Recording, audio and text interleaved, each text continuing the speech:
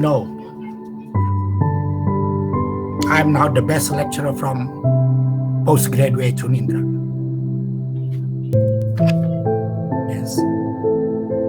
Kerja keras, work hard.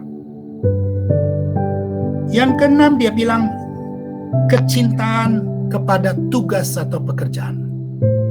You are a student. Do you love student? Do you love your studying? Do you love your subject? Nah, kata love itu artinya mencintai, menyayangi. Kalau Anda sayang pada pekerjaan Anda sayang pada kuliah Anda kepingin ketemu terus.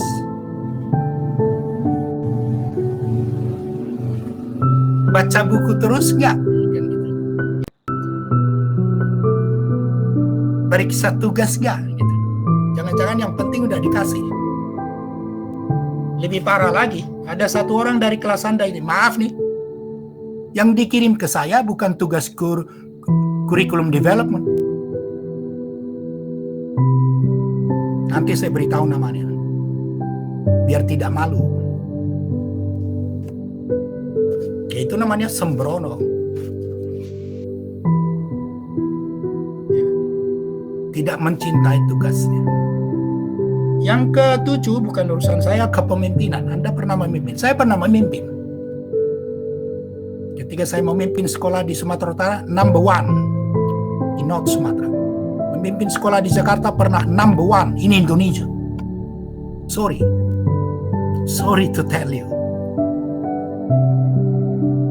If our rector, they said that I'm the best lecturer, I'm number one. Karena itu. Kepribadian yang kompetitif, mau bersaing dengan positif, bukan menggulingkan orang lain. Saya kepala sekolah umur 24 tahun, bukan saya minta, pegawai negeri itu. Saya tidak mau, tapi dipaksa. Ya. Jadi bukan kita yang memilih kita, orang lain. Bukan saya mengatakan I am the best, tapi orang lain, atasan kita. Ya. Hidup teratur. Apakah Anda hidup teratur? Makan teratur, hidup teratur, kuliah teratur, baca teratur, enggak? Kemampuan menjual ide. Apakah Anda kalau menulis kutip punya orang, nggak pernah punya ide sendiri? Berbeda dengan orang lain. Nah, itu 10 faktor utama untuk sukses. Saya kutip hari ini hanya 3 yang berkaitan dengan kuliah Anda sebagai mahasiswa. Yang pertama, disiplin keras. Ya. Ketua kelas, ya, atau Bapak Ibu semua yang 14 orang, ini 13 hadir. Tapi kok bisa masuk ya tanpa izin dari saya? Hebat juga, bisa ngeretas Google Meet. Hebat juga itu. Disiplin keras, disiplin waktu. Jangan bilang, oh saya mengerjakan tugas cuman kurang 1 kok. Saya terlambat kan cuman 5 menit kok. Saya tadi minta maaf karena mengajar di kelas 3A tadi. Banyak pertanyaan belum terjawab. Itu pun saya stop. Wah, ternyata udah lewat. Lalu ada yang nawarin saya, apa ini? Link Google Meet. Ternyata salah. Jadi terlambat masuk kelas ini. Saya tadi minta maaf. Padahal bukan kesalahan saya sebenarnya. Masih bilang satu lagi pak. Oke? Ini 10 faktor paling dominan. Saya kutip 3, yaitu disiplin keras, kerja keras, dan cinta pada tugas. Salah satu jabatan Anda adalah mahasiswa. Ya, mungkin Anda jabatan lain, kepala keluarga, ibu keluarga, ya kan? Mungkin ada juga jadi guru, pegawai yang lain. Apakah Anda mencintai dua-duanya? Kalau Anda mahasiswa, mencintai tugas Anda sebagai mahasiswa atau tidak? Kalau Anda mencintai, pasti Anda pelihara dengan bagus. Anda disiplin atau tidak dalam kuliah? Sudah berapa kali absen? 1 semester ini saya belum pernah absen sekalipun. Pak, pernah nggak sakit kepala? Pernah, saya makan bodrek 1, udah. Pernah nggak sakit perut? Pernah, saya makan entrostop 1, selesai. Dan saya yakin Tuhan menolong saya. Tuhan itu maha baik, bukan maha jahat. Dia menolong orang yang sungguh-sungguh. Apakah saya mencintai pekerjaan saya? Yes, I love my job. Maka walaupun saya sakit perut, saya tahankan, saya makan obat, dan saya yakin saya bisa mengajar. Sama dengan Anda kalau pacaran, kalau sakit perut pun datang menemui pacar karena kangen gitu. Itu cinta. Ya, itu cinta. Baik Bapak Ibu, jadi hubungkan disiplin keras Anda, disiplin diri Anda, kerja keras Anda, dan kecintaan Anda kalau Anda mau sukses dalam kuliah ini. Kalau Anda mau dapat nilai bagus. Tapi bukan itu saja, kalau Anda mau lebih sukses dalam hidup Anda. Ya, saya mengatakan itu. Oh, Anda mungkin bertanya, apakah Anda sukses dalam hidup? Ya, yes. Sukses dalam arti kata, saya nggak perlu seperti Mark Zuckerberg atau Bill Gates, nggak perlu saya.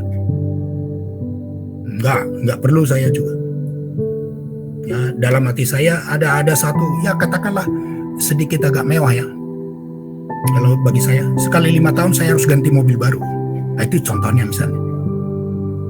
Saya bisa lakukan. Oh, maaf ini bukan apa-apa tuh. Itu nggak apa-apa sih sebenarnya. Misalnya, ya, setiap hari besar saya pakai. Kalau Anda mau bilang gitu, silakan.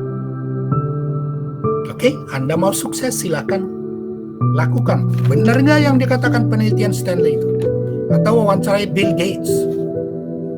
Atau wawancarai Jack Ma dari Cina? Pemilik Alibaba itu. Bapak Ibu sekalian, saya senang membaca orang-orang sukses gitu. Riwayat hidupnya ada di apa? Ada di Google itu. Saya kalau lagi santai membaca itu yang saya baca, bukan yang lain-lain gitu. Bagaimana dosen yang sukses gitu. Itu yang saya baca. Apa yang dilakukan? Seperti ini juga. Baik, saya buka-bukaan tentang evaluasi mid-test Anda. Maaf ya, maaf. Saya senang dan yang terbaik dari mid-test Anda dilakukan jawabannya. Ya, jadi kalau mau berguru silakan nanti tanya beliau. Jawaban yang pas sesuai dengan yang saya tanyakan, berdasarkan apa yang saya ajarkan. Silakan berguru kepada Ratu Lala. Saya berikan nilai A dia. Karena jawabannya persis seperti yang saya tanyakan.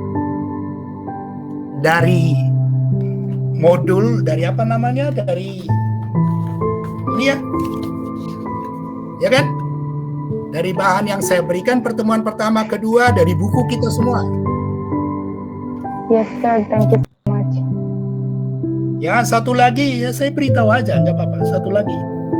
Ya, Ratu Lala jauh lebih bagus ya. Satu lagi, Pak Samsudin. Mana Pak Samsudin? Ada nggak? Pak Samsudin ada? Yang nggak hadir ya? Satu-satunya nggak hadir kali. Ya, satu lagi saya mau beritahu. Ya, Bu Jalia. Walaupun Ratu Lala lebih bagus. Dia berikan jawaban seperti yang saya tuliskan di sini dan di buku. Lalu dia terangkan, asik gitu. Seandainya semua begitu, semua. Ya. Thank you. Jalia, ya satu lagi. Ya, tapi maaf, Ratu Lala lebih bagus. Dia jelaskan lebih bagus. Tapi ada yang ditanya A, jawabannya B. Parah sekali. Ada lebih parah lagi. Mata kuliah ini namanya apa Bapak Ibu? Kurikulum Namanya mata kuliahnya apa? Kurikulum Development. Tapi yang dikirim ke saya metode penelitian.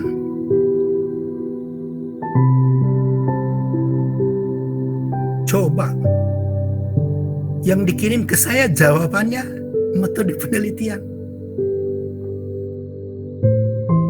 Itu mahasiswa apa? Apa dia nggak baca sebelum ngirim? Ya, maaf saya sebut namanya. Siapa tuh? Faisal Ramadhani, ada nggak? Saya Pak, aduh. Faisal? Iya, ya Pak.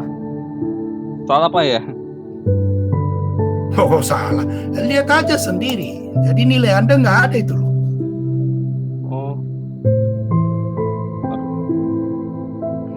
Jadi bagaimana mahasiswa seperti itu? Anda disuruh ke Bogor, Anda pergi ke Tangerang. Aduh. Ya kan? Iya. Itu analoginya. Maaf Bapak Ibu, saya belak-belakan ini. Jadi Pak Faisal tidak ada nilainya Pak. Gimana itu caranya? Yang lain saya mau beritahu. Yang perlu kerja keras untuk memperbaiki bab 1. Karena bab 1 itu nanti masih dinilai untuk nilai UAS ya. Silakan perbaiki. Yang sudah bagus silakan ya mungkin revisi lagi supaya lebih bagus. Kalau perlu 100. Nah itu Ratu Lala belum 100 loh, itu belum. Ada yang hal-hal kecil yang masih ya belum pas menurut saya gitu. Ya kalimatnya kali atau grammarnya salah ya itu maka belum. Yo saya nggak teliti banget ini salah loh, jadi saya nilai. Ya, jadi silakan Maaf Pak, supaya maaf, A+ Pak. kalau perlu. Maaf Pak, Ya, ini saya masukinnya yang ini, yang Kurdev Pak. Oh nih mungkin salah judul Pak. Judulnya salah. Tapi kalau jawaban soalnya bener Pak. Cuman tulisan judulnya salah. Belum diganti Pak. Halo? ya. Itu Ya silakan ganti Pak. ganti ya?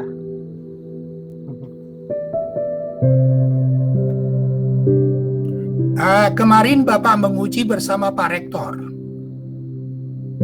dengan Bu Mami, dekan, menguji tesis.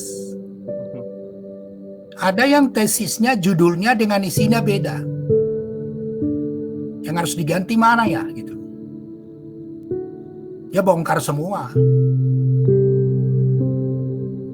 Ya. Jangan bilang ini kan cuma judul gitu. Saya tidak mengajar research methodology kepada Anda. Ya, Salah judul Pak. itu namanya Kalau dari 1 ya, sampai salah 6 judulnya salah ya. Belum diganti. 1 sampai 6 judulnya salah ya salah semua Mas. Tapi kalau soal isi soalnya bener Pak. Sesuai Pak. Cuman mungkin mata kuliah aja saya belum ubah. Jadi saya lupa.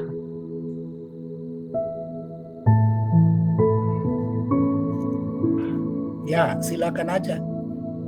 Oke, saya mau sampaikan kepada Anda yang perlu perhatian lebih ya. Karena bab 1 masih akan dinilai untuk nilai UAS. Kalau Anda nggak mau perbaiki juga nggak apa-apa. Nggak apa-apa, tapi saya sarankan perbaiki. Sebab nanti harapan kita ini bukan bab 1 ya, bukan. Harapan kita kalau ada pertanyaan saya tentang UAS nanti masih berkaitan dengan itu, Anda tidak salah. Ya kan? Anda tidak salah. Ini perlu cermat. Kelebihan pasca sarjana itu adalah kecermatan. Ya, kecermatan. Ya. Jadi Anda jangan bilang salah judul, salah ini, ya sudah salah kok kan gitu. Jadi tolong apalagi Anda nanti jadi guru, jadi dosen. Jadi kalau ada pertanyaan tentang itu lagi, nanti tolong ya, perbaiki diri Anda. Begini, ada jawaban juga begini ya kan? Misalkan, maaf ini, saya tanya tentang need analysis, ya kan? Nomor 3 itu, ya kan? Nomor 3, ya kan? Anda kutip dari Richards gitu ya. Padahal di buku kita dari Nations. Ya kan? Memang pendapat Richard di buku Nations. Lebih parah lagi, ada yang disuruh membuat 12 principles dari Brown, tapi yang ditulisnya dari Nation. Ya itu namanya tidak teliti. Ya, salah jawab Pak, ya salah, udah salah jawab. Jadi tolong Bapak Ibu, yang saya perlu perhatian kepada Bapak Ibu ini, yang menurut saya ya perlu, selain tadi yang saya puji-puji itu, yang ini nggak dipuji-puji. Dewi Suryanti ada? Bu Dewi? Ada, Pak. Ya, Ibu jawabnya berapa Bu? Disuruh jawab berapa? Jawabnya yang 4. Disuruhnya 5. Bukan 4, 3 yang Ibu jawab. Bukan 3. Coba hitung. Padahal saya tulis di situ. Satu nomor, nilainya berapa? 20 poin. 20. Jadi kalau menjawab cuma 3 dapat berapa? 60, Pak. Maksimal. Ya, supaya Anda tahu. Jadi bisa hitung sendiri nilai Anda. Iya, Pak. Ya, perbaiki supaya nanti UAS bagus gitu. Atau ya, kalau nilai tugas kan sudah nggak bisa lagi juga yang sudah paparan ya kan? Yang mayoritas kalian kan sudah sudah diganti. dan sudah presentasi. Maaf Pak, saya ada ganti Pak judulnya. Apa? Curriculum Development. Kapan? Baru Pak. Oh baru. Baru iya. Emangnya Bapak lagi koreksi? Bapak lagi koreksi atau lagi ngajar nih? Oh iya, lagi ngajar. Ya, Bapak tahu artinya itu kan? Iya.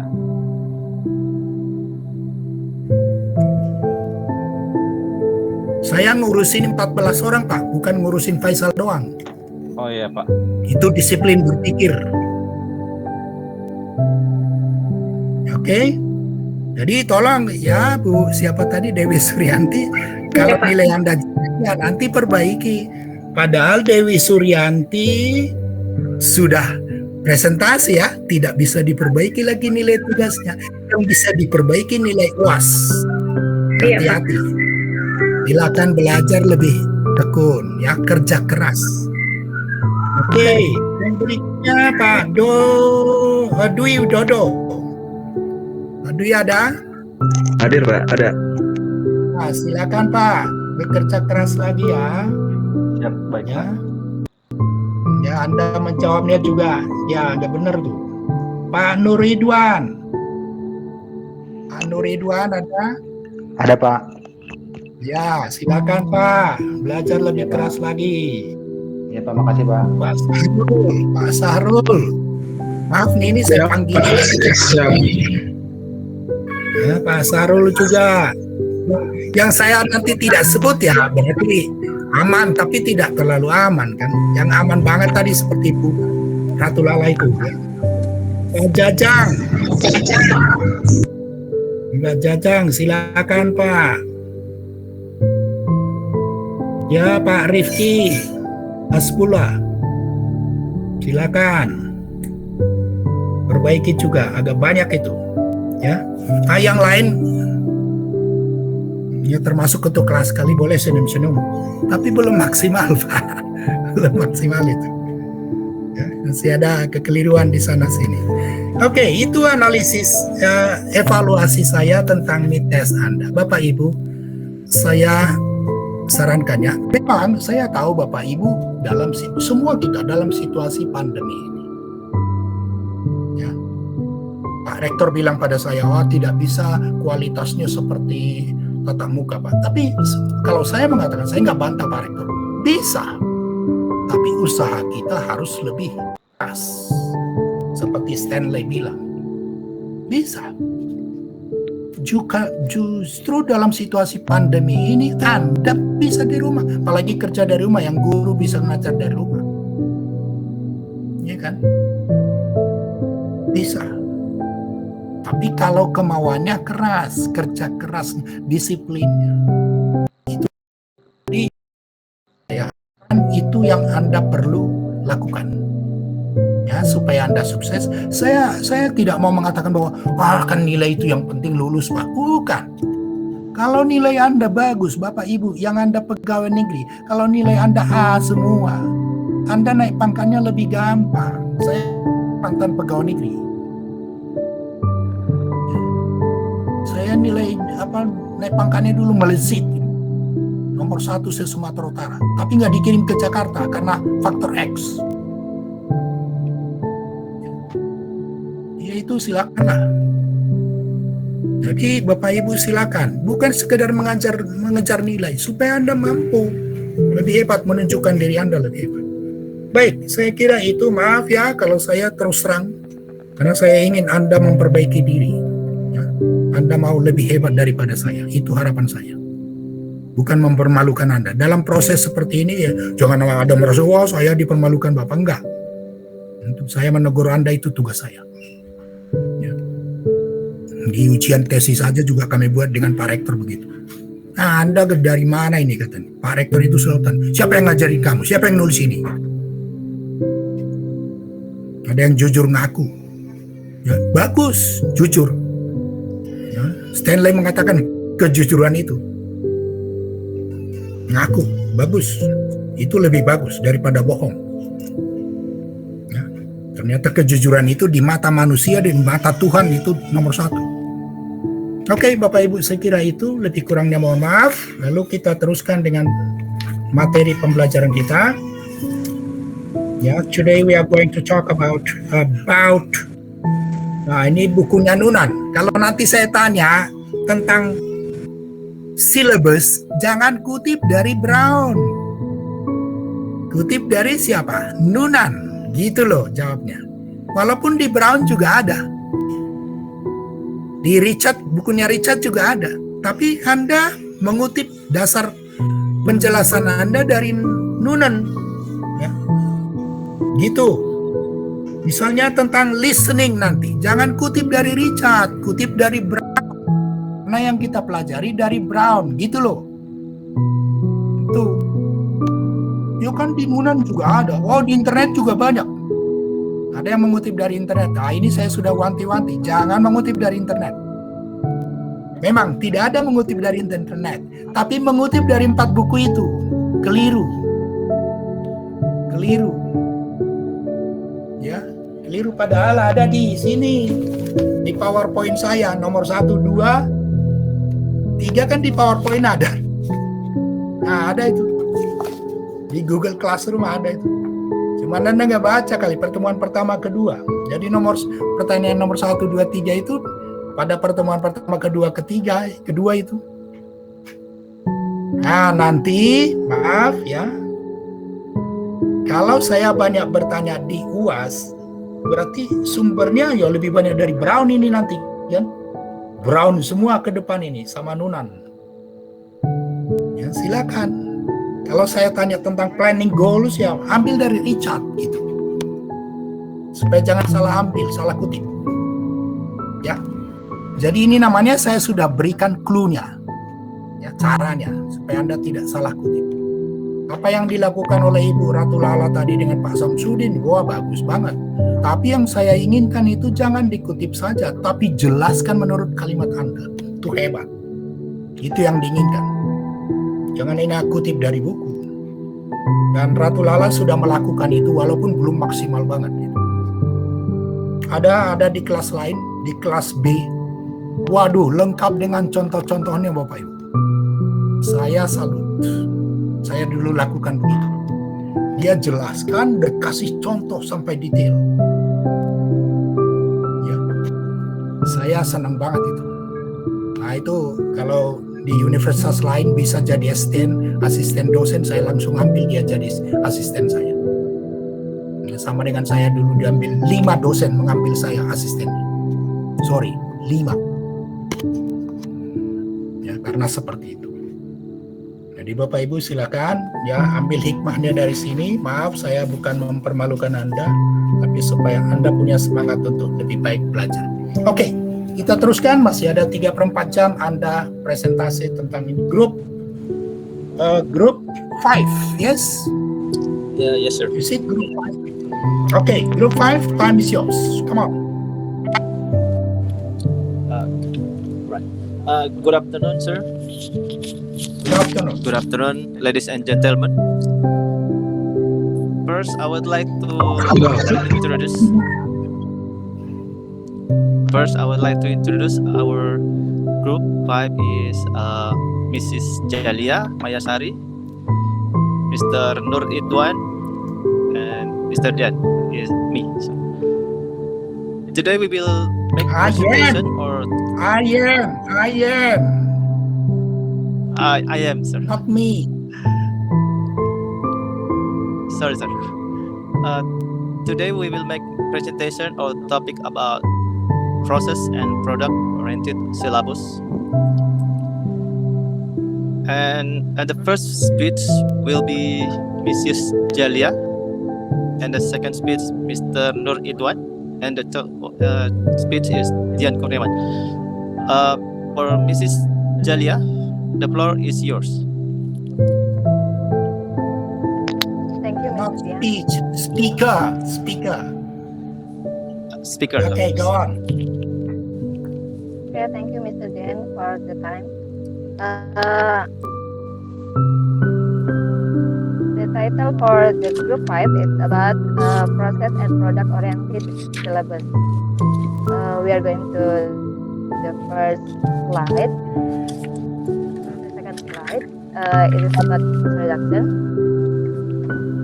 A product oriented syllabus focuses on things learned at the end of the learning process or outcome, rather than the process itself.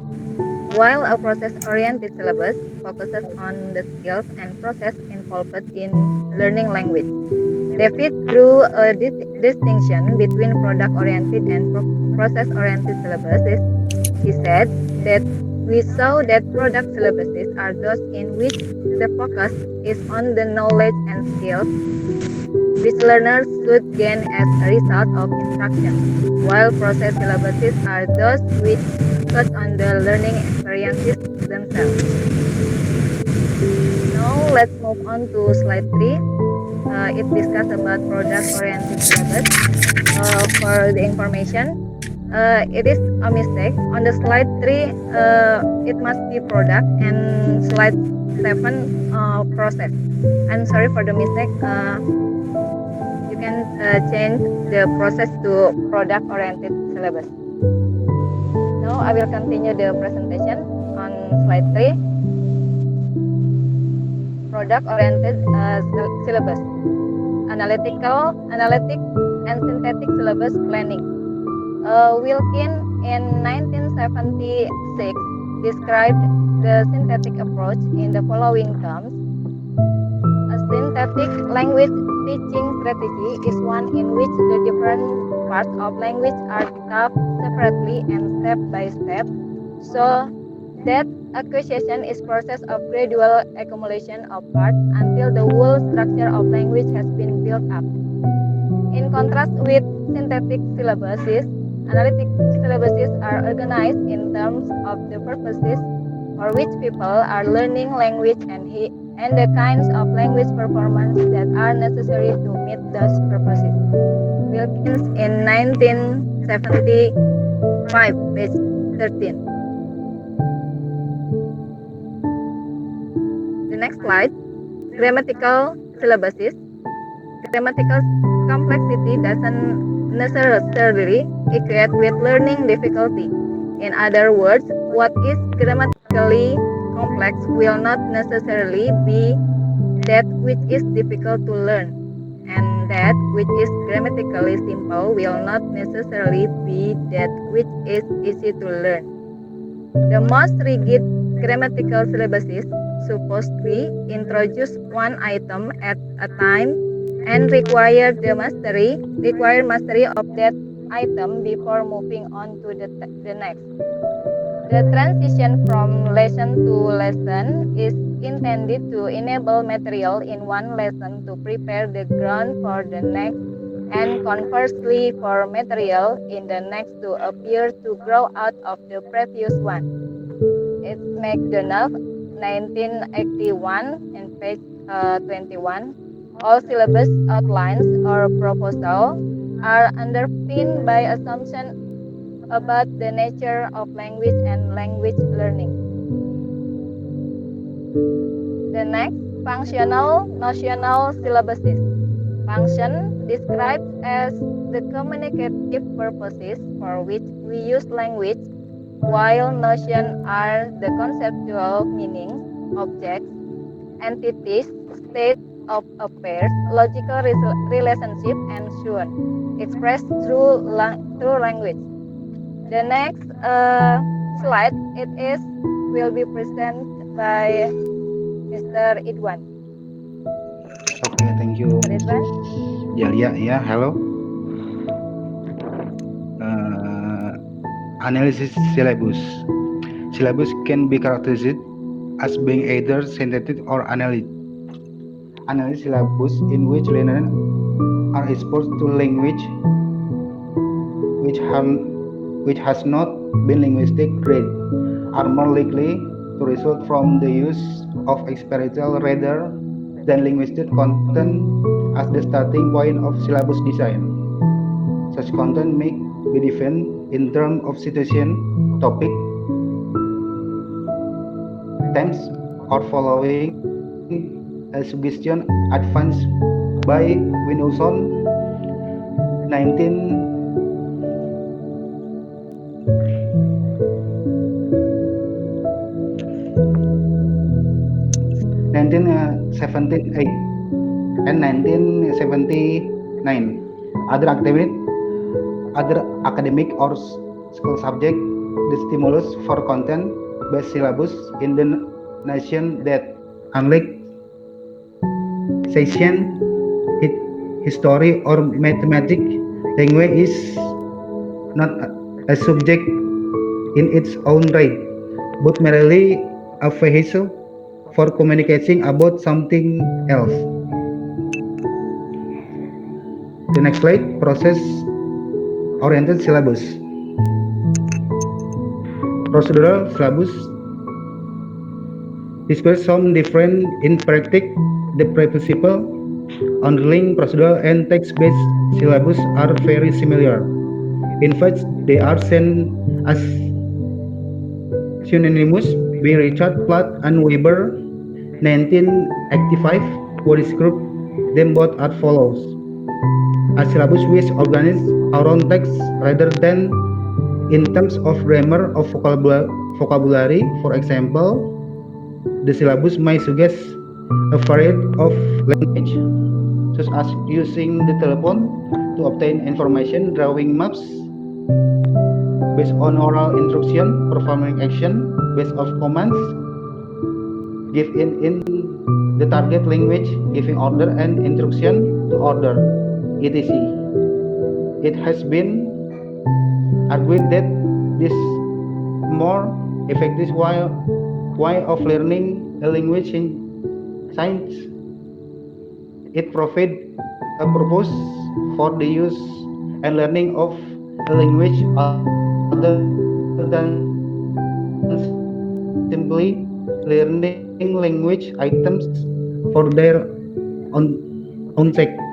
Richard Platt and Weber.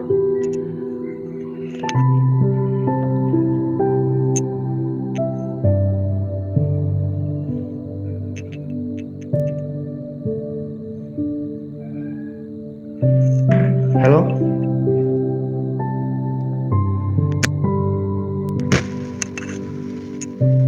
Do you hear me? Yes. Yes. Yes. Sorry, my microphone is error.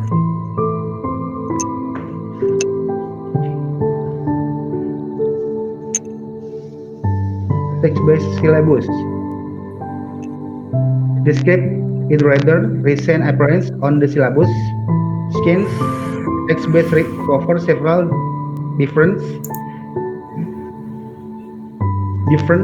approach. The definition of text are profitable. A piece of work undertaken for oneself or for others, really, or for some reward. Choose example of text include creating events, raising a child, filling out a form, buying a fire of shoes, making an airline reservation. In other words, the text is meant the hundred and one things people do in everyday life long 1985 1989. The development of process and text-based syllabus respond a change of focus rather than a revolution in syllabus design. Okay, next slide. Content syllabus. It differs from text-based syllabus in that experiential content, which provides the point of departure for the syllabus is usually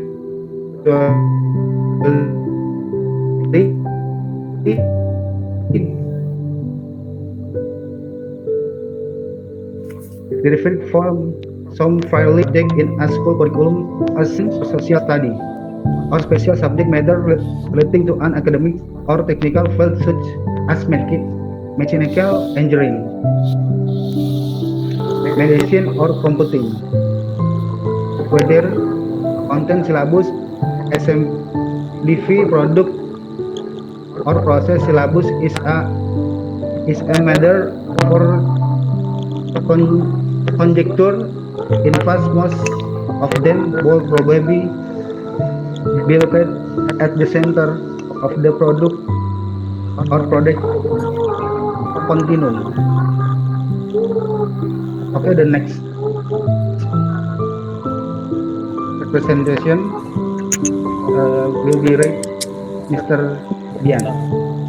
Okay, thank you, Mr. Ridwan. The natural approach.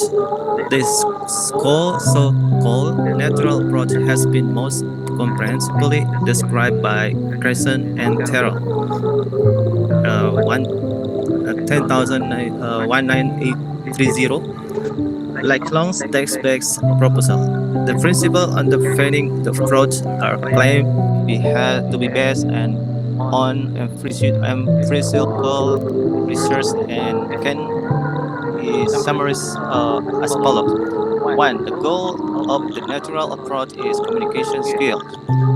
Second, comprehensive procedures production. Third, production emerges. Learners are not forced to respond. Fourth, activities which promote subconscious execution rather than conscious learning central.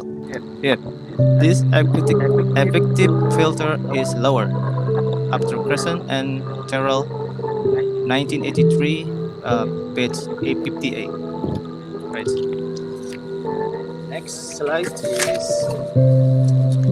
syllabus design and methodology. Syllabus design and methodology. Why doesn't take rather traditional line on this method?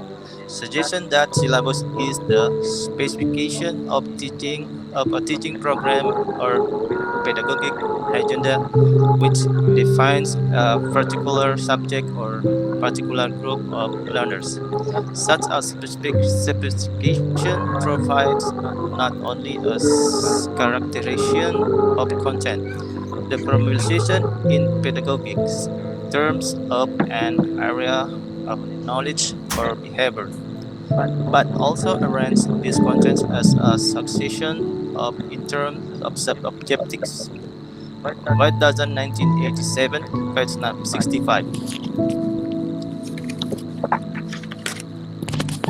grading text. Standard text on language teaching has tended to categorize classroom activities according to the demands they make on the learner.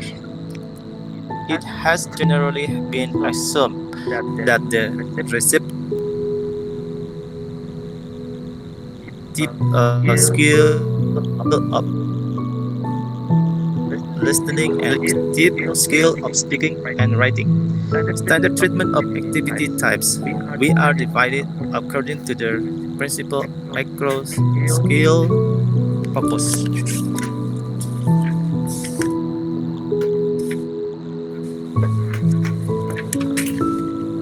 Conclusion. We have looked at proposal which focus on learning process rather on the end products of the process.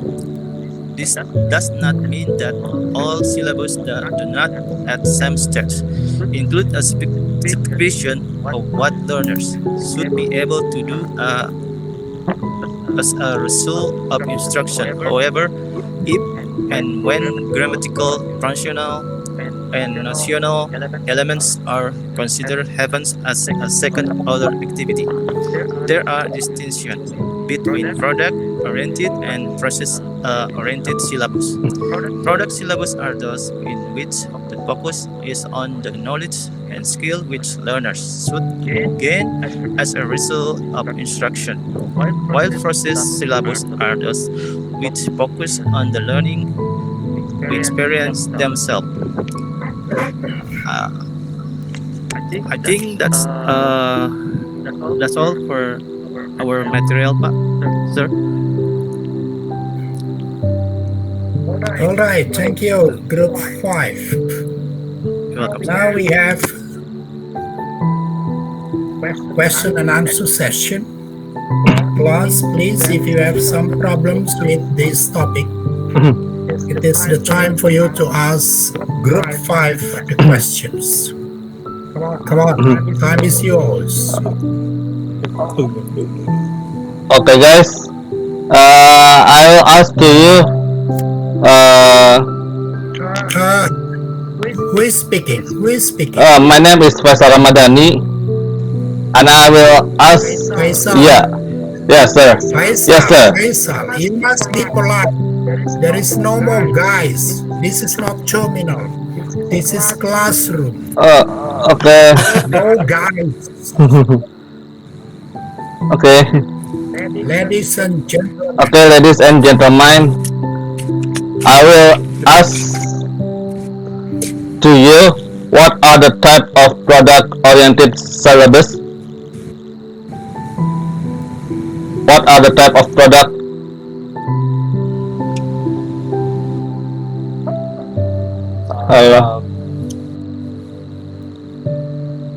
Okay, Ibu Jalia will answer, or me, or I, or Mr. Ridwan. not Ibu Jalia, Mrs. Mrs. Jalia. This is not Indonesia.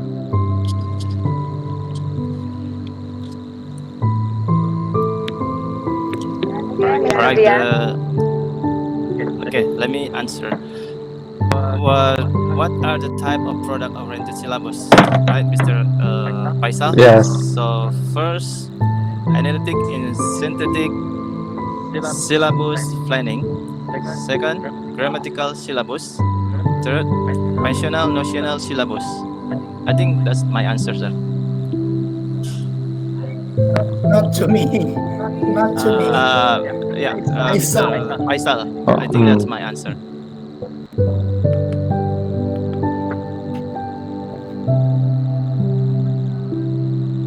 Okay, next.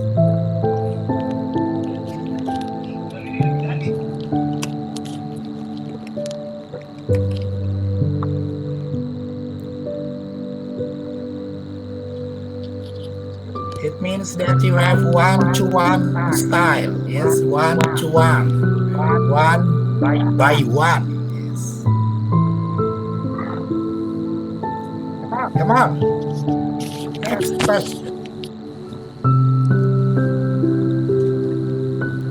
Is there any question, ladies and gentlemen? Miss Dewi or Ibu Mrs. Jalia, Mrs. Ratu. Yeah. Miss Jalia, I would like to ask a question. Miss Dewi? Yes. According to your presentation, there are product-oriented syllabus and content-oriented syllabus. Based on your opinion, which one is better to apply in classroom?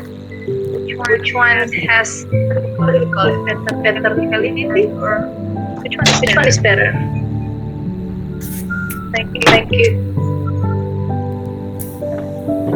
Or maybe each of them has strength and weakness. But the better validity for two oriented syllabus, yeah. This is Dewi. Yes, product oriented or process oriented. Dian, can I answer the question? Yes, please, Mrs. Jalia. Okay, I will try to answer the question of Mrs. Dewi. I think between two syllabuses, the best oriented syllabuses, based on my opinion, it is combination of two, product and process. They are completed each other. The product and the process oriented syllabus complete each other.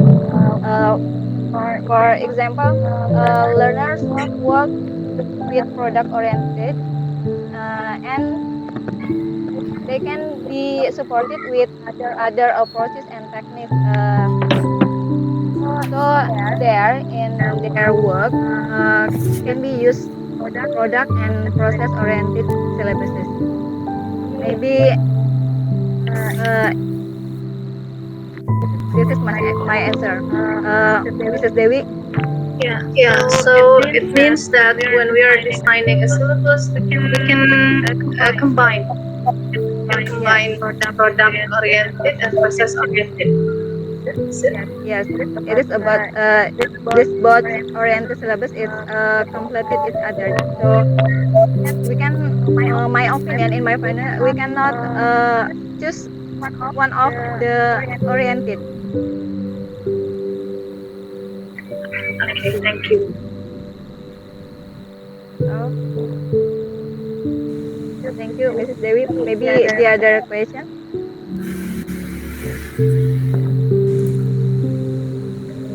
Mrs. Ratu, please.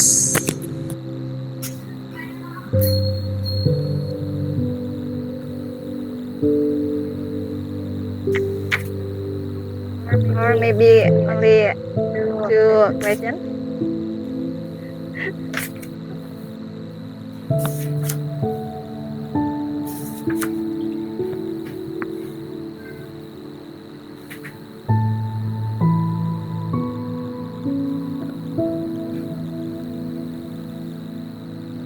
Come on.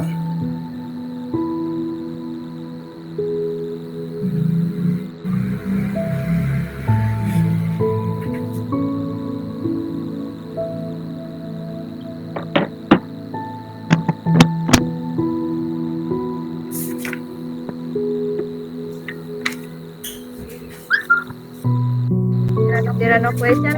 May I give a question for you, sir?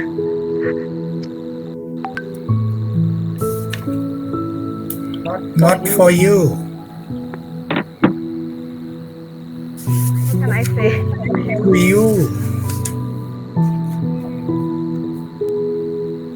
Pardon? To you. Oh, to you. Can I ask to you, Mr. Saragi? Yes. What is it about? It is about the question of Mrs. Dewi. I think it is I don't enough satisfied for my answer. Which one is having the best validity of the product and process oriented syllabuses for learning? Yes, as you answer him or her, yes, you said that they are completing one another. So whether product or oriented syllabus can be used depends upon the students' needs. Yes, it depends upon the students' need. Some people say that a good process will have a good product. Yes.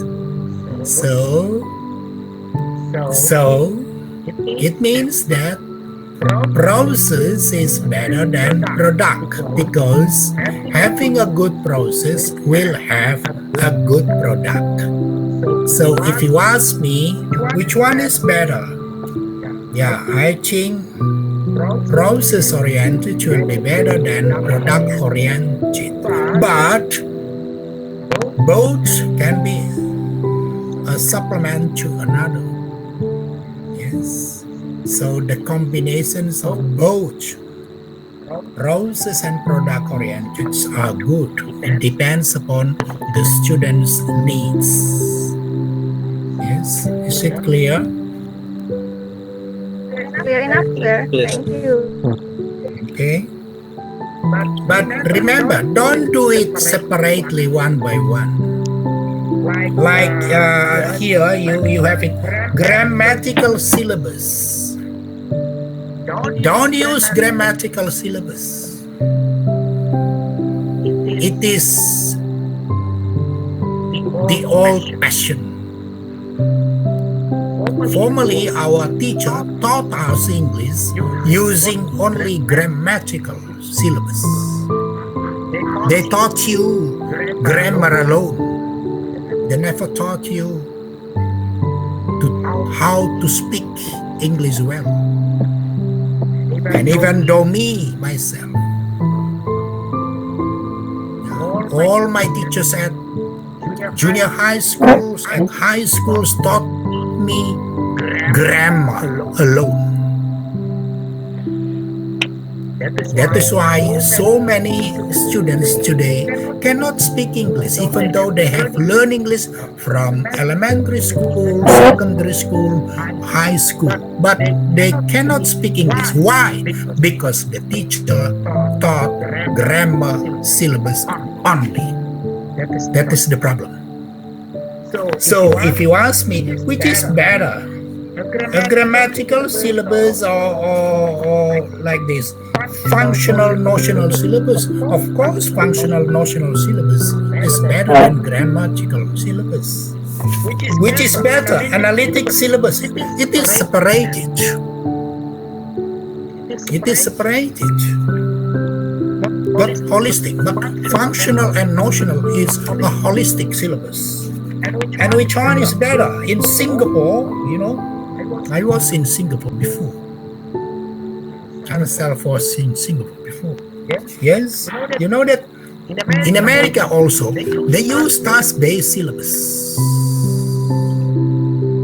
And today we do not use as what Mr. Noonan said. We use what is called communicative syllabus.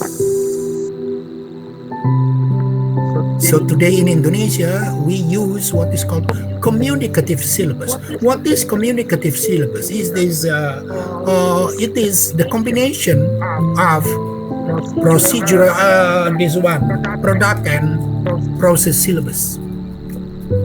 Yes.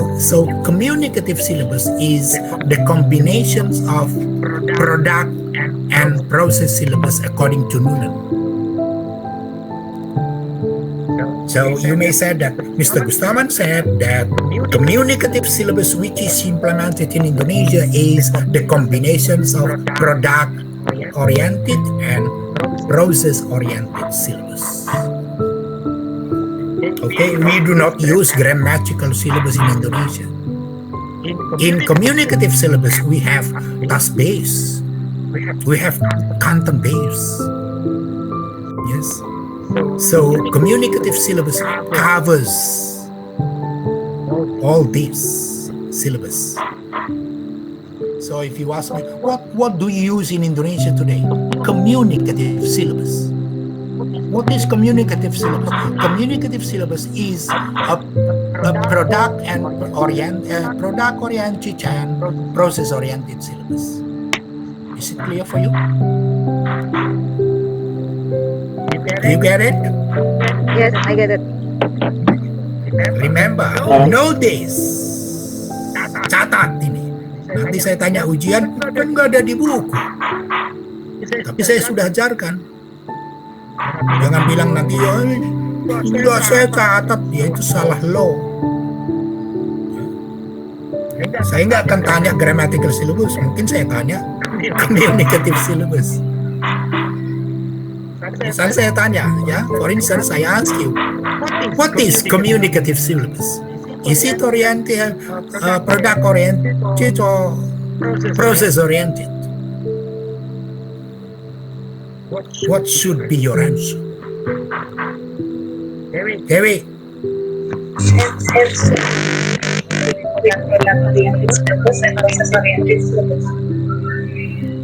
yes, it, yeah.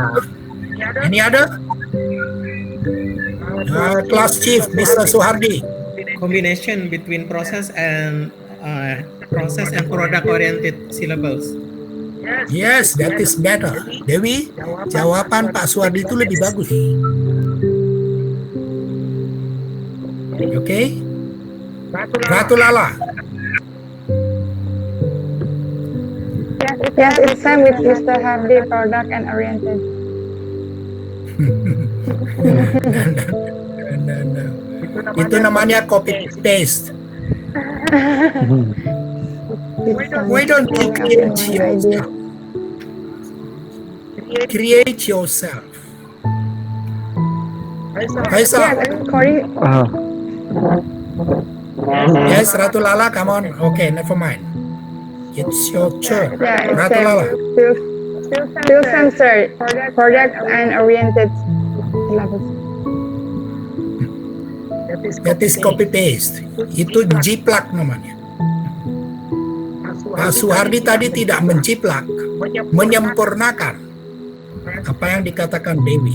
Saya mengharapkan mahasiswa lain begitu. Faisal, can you? Yes. Yes, sir. Aduh, apa nih? Yes. What kind of syllabus is communicative syllabus? Aduh, komunikatif. Aduh, Yeah. never mind. I don't have any idea, sir. Mr. Dian, can you answer me? Yes, sir. I still here, sir. Okay, no Ridwan? Yes, sir. No idea. My idea, saya mau Pak Hardi. Oh my God. Mr. Samsudin, are you there? Mr. Samsudin. Yes, sir. Yes. Okay. In another word, I can see that the product-based and process-based syllabus are combined together in use. In use what? In use yes, in use.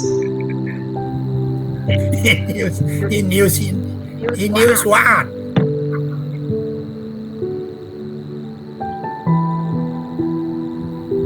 In use syllables. There is no in use syllabus. Oh my God. Any other? I cannot see you.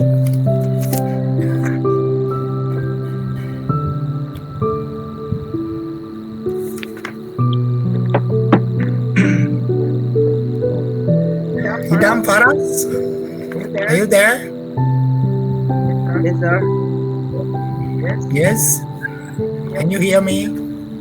Yes, sir. Do you have any idea about my questions? Sorry, sir. Could you repeat the question, sir? Not sorry. I beg your pardon, sir. I beg your pardon, sir. My question is, what kind of syllabus is communicative syllabus?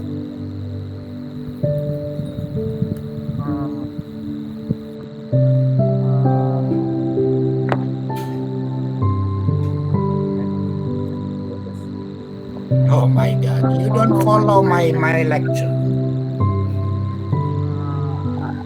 I don't have any idea, sir. Ya, begitulah Bapak Ibu. Jadi nanti kalau itu ditanyakan, ada yang bisa jawab, ada yang tidak, karena nggak memperhatikan. Tidak saling menghargai. Menghargai itu artinya memperhatikan.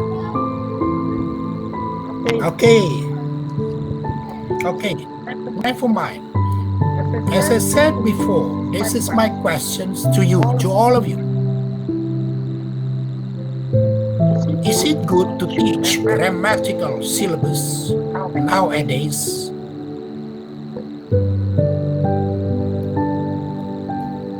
Come on, who can answer me? No, sir. If you say no, why? Charul. Yes, sir. Because if we only teach the grammatical syllabus, it's not good. But we have to combine with another syllabus, sir.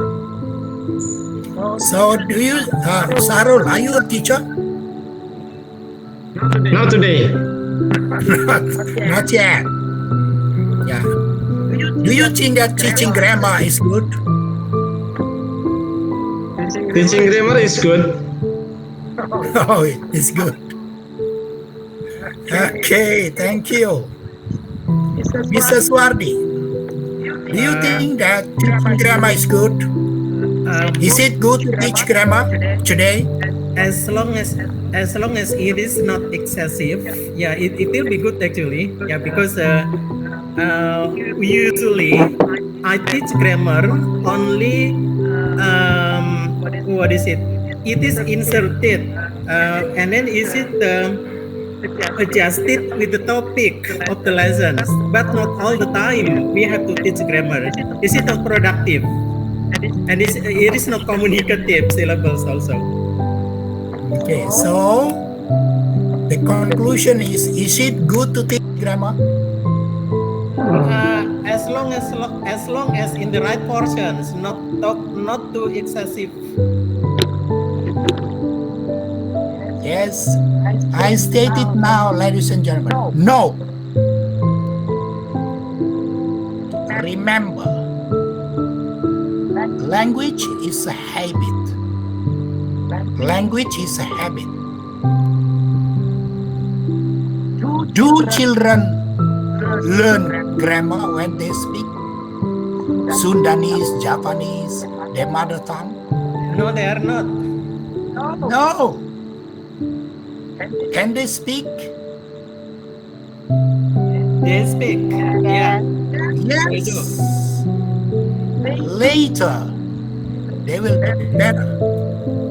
It is also happened to English. Just ask them to speak out, to write down even the wrong for the first time and then to correct it.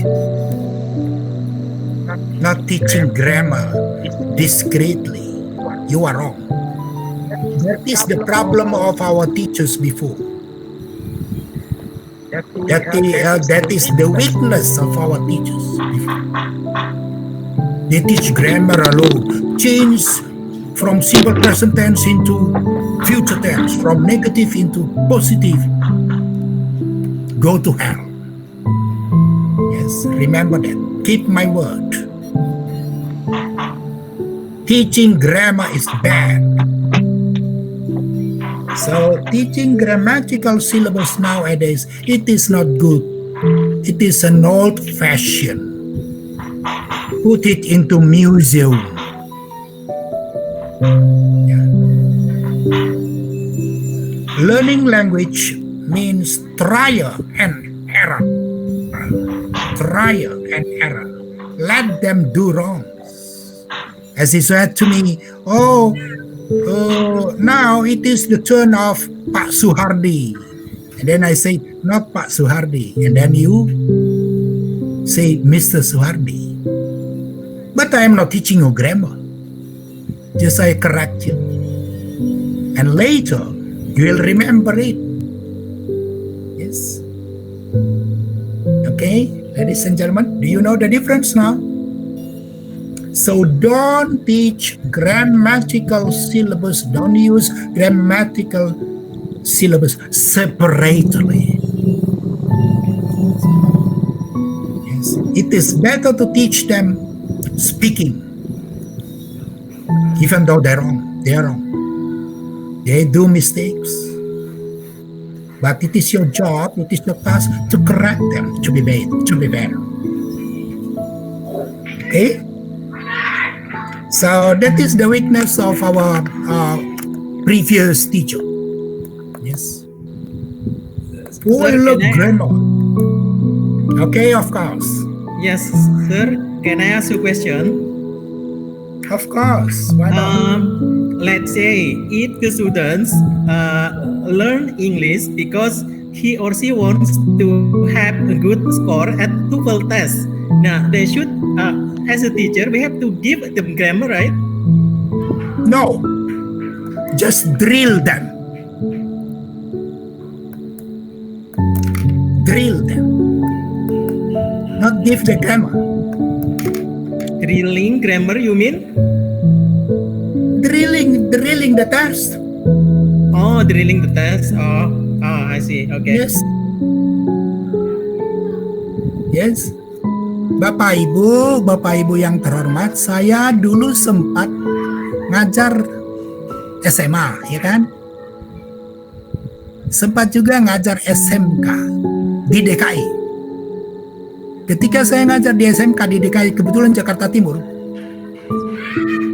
siswa saya selalu nomor 2 se-Jakarta Timur. Nomor 1, nomor 2. Kenapa? Gampang kalau mau ujian lulus. UAS namanya, dulu namanya Eptanas itu. Saya mengajar masih namanya Eptanas. Anda tahu apa yang saya lakukan? Saya kumpulin soal Eptanas 5 tahun sebelumnya. Lalu saya cek, saya analisis. Mana yang tiap tahun muncul? Saya catat. Lalu saya ujikan ke siswa saya drill. Lalu selalu juara 1, juara 2. Gitu caranya, di drill. Suruh bawa ke rumah. Dia belajar sendiri, jangan ajarkan tensis itu, jangan ajarkan grammarnya. Tapi periksa, memang capek juga. It is tiring, jangan jadi guru kalau nggak mau capek. Okay. That's the way, Mr. Suhardi. Okay. That's my experience. Yeah. Nah, ketika di Sumatera Utara, sekolah yang saya pimpin nomor 1 seluruh Sumatera Utara. Why? Oh, gampang. UASnya mau nomor 1 gampang kok. Yang menulis UAS itu, bahan UAS itu orang-orang yang itu juga. Dia kutip yang tahun lalu, dia ganti lagi. Saya ganti kalimatnya, kok benar semua. Saya bilang ini bakal keluar tahun ini. Benar juga. Bukan ahli nujum, meneliti yang sebelumnya. No, the teacher is not creative, sir. Itu, that is the problem. If you are a headmaster, your teacher is not creative. Tadi saya bilang, apa itu? Kerja keras. Itu kreativitas. Kerja doing more than expected needs creativity. Kerja keras itu menurut Stanley kreativitas lebih dari orang lain. Anda orang lain jalan kaki sampai ke Bogor, saya jalan kaki sampai ke Bandung. That is doing more, itu kerja keras. Orang lain lari 100 meter, saya lari 200 meter, gitu. Ya, Bapak Ibu, hati-hati. Oh begitu caranya Pak, iya. Dulu masih ada cerdas cermat cepat tepat se-Indonesia. Sekolah yang saya pimpin pernah nomor 1. Udah itu dikalahkan oleh apa itu, orang sekolah Cina itu. Dia kasih duit. Saya jujur nggak ngasih duit, jadi nggak menang terus. Yes. Tapi saya bisa jawab jawabannya. Tapi creative, you must be creative. That is called working hard, harder than the others, doing more than expected. Bekerja lebih dari orang lain. Okay, so Mr. Suhardi, are you a headmaster, a principal? No, just as teacher. As a teacher, you must be creative, sir. Yeah, Creative. Okay. Yeah. Udah pernah siswanya nomor 1 se-DKI Pak? Kalau belum, caranya gitu Pak. Oke. TOEFL juga begitu. Drill aja berkali-kali, jangan ajari. Biar dia belajar sendiri, trial and error. Tapi Anda harus koreksi, capek gitu. Okay, ladies and gentlemen, I think that's all today. Thank you very much for coming to this Google Meet. And Group 6, be ready to present your presentation. Yes, to prepare your presentation well, better than Group 5. Thank you to Group 5 and all participants today. Good luck. Keep reading, keep learning. Thank you. Goodbye. Thank you, sir. Thank you, sir. Thank you, sir. Thank you. Thank you for the lecture. Thank you, sir.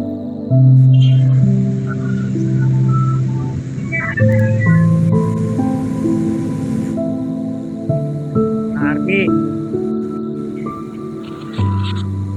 Pak Hardi cari itu. Siapa nyari? saya Pak Idam. Kenapa Idam? Bukalah itu videonya. Kenapa? Kenapa nggak bisa dibuka-buka tuh? Ya terus kenapa?